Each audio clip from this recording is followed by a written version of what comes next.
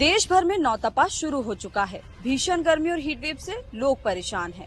अगर आपसे पूछा जाए कि 25 मई 2024 को भोपाल का मैक्सिमम टेम्परेचर 46 डिग्री सेल्सियस रहा और कोलकाता का 32, तो किस जगह ज्यादा गर्मी होगी? ज्यादातर लोगों का जवाब होगा भोपाल, लेकिन ये पूरी सच्चाई नहीं है। गर्मी का अंदाजा आमतौर पर पर्टिकुलर दिन का तापमान नापकर ही लगाया जाता है, जिसे ड्राई बल्ब टेम्परेचर कहते हैं। इसमें हवा में मौजूद नमी या ह्यूमिडिटी को नहीं मापा जाता है।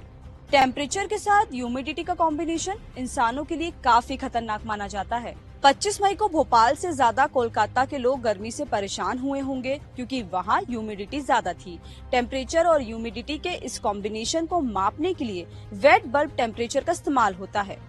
वेट बल्ब टेम्परेचर क्या है, इसे समझने के लिए पहले ये जानते हैं कि हमारे शरीर पर तापमान बदलने पर क्या असर होता है। साइंस के मुताबिक एक हेल्दी व्यक्ति की बॉडी का टेम्परेचर 37 डिग्री सेल्सियस या 98.6 डिग्री फ़ारेनहाइट होता है।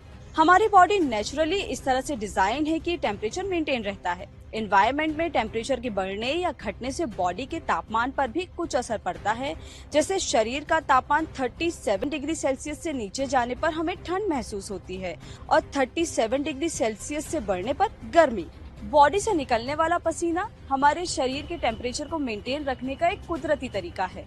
गर्मी में जब हमारे शरीर का तापमान बढ़ने लगता है तो बॉडी से पसीने वाली ग्लैंड एक्टिव हो जाती है। इससे पसीना ज्यादा आता है और पसीने के सूखने पर शरीर ठंडा रहता है। यानी पसीना आना एक तरह के शरीर का कूलिंग सिस्टम है और ये प्रोसेस लगातार चलता रहता है। ड्राई हीट सिचुएशन में हमारी बॉडी से निकलने वाला पसीना आसानी से सूख जाता है, लेकिन ह्यूमिड हीट सिचुएशन के दौरान हमारी स्किन पर मौजूद पसीना नहीं सूख पाता, जिस कारण हमारी बॉडी स्किन को ठंडा रखने के लिए ज्यादा पसीना बाहर निकालती है। इस तरह के एनवायरनमेंट में लंबे समय तक रहने पर पसीने के रूप में सोडियम और जरूरी मिनरल्स शरीर से बाहर निकल जाते हैं। इसका सीधा असर किडनी और हार्ट पर होता है, जो सामान्य गर्मी से ज्यादा खतरनाक और जानलेवा हो सकता है। यही वेट बल्ब टेम्परेचर की एंट्री होती है। गर्मी के साथ शामिल ह्यूमिडिटी को ही वेट बल्ब कहा जाता है। वेट बल्ब का नाम इसे मापने के तरीके पर आधारित है। अगर एक थर्मामीटर के बल्ब के ऊपर गीला कपड़ा स्वाइप किया जाए तो मॉइस्चर निकलेगा, जिसकी वजह से थर्मामीटर का तापमान कम होगा। जब एनवायरनमेंट का वेट बल्ब टेम्परेचर कम होता है तो इसका मतलब है कि हवा गर्म है और इवेपोरेशन ज्यादा है। वहीं वेट बल्ब तापमान के ज्यादा होने का मतलब है कि हवा में ह्यूमिडिटी ज्यादा है। हवा में ह्यूमिडिटी या फिर नमी होने के चलते बॉडी से निकलने वाला पसीना आसानी से नहीं सूख पाता है और ऐसी कंडीशन में बॉडी खुद को ठंडा भी नहीं रख पाती है।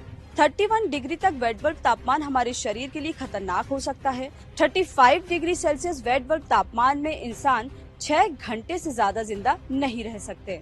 एक्सपर्ट्स के मुताबिक भारत के तटीय राज्यों में वेट बल्ब तापमान ज्यादा होता है। एक स्टडी के मुताबिक दुनिया भर में 1979 में जितनी ह्यूमिड हीट वेव थी, आज ये उससे 2 गुना हो चुकी है और साल 2060 तक इसके और भी ज्यादा बढ़ने की आशंका है। भारत के अलावा चीन, पाकिस्तान, बांग्लादेश और अफ्रीका के कुछ इलाके हीट वेव के लिहाज से काफी ज्यादा रिस्की है।